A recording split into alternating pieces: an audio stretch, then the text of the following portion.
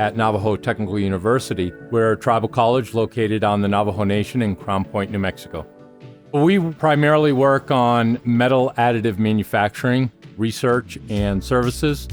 We do metal 3D printing, CT scanning, CAD, metrology, all kinds of things with our partner universities.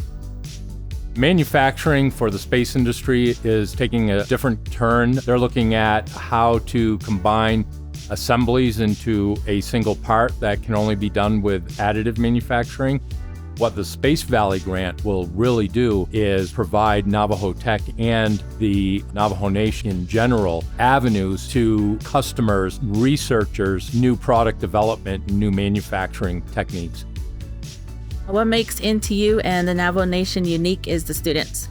Our students are Navajo. We have a different philosophy. We have a different mentality. Our students succeed more when they're doing hands-on research and hands-on experiences. Because they're able to see it, they're able to physically touch it. It makes them stronger as engineers.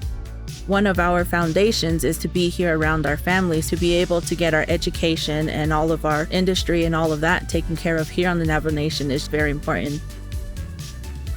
It's really nice that Navajo Tech does have an additive manufacturing in Crown Point. I'm literally just an hour away from home to where I can just come here and do very advanced research with additive manufacturing instead of having to either go to Albuquerque or just out of state in general.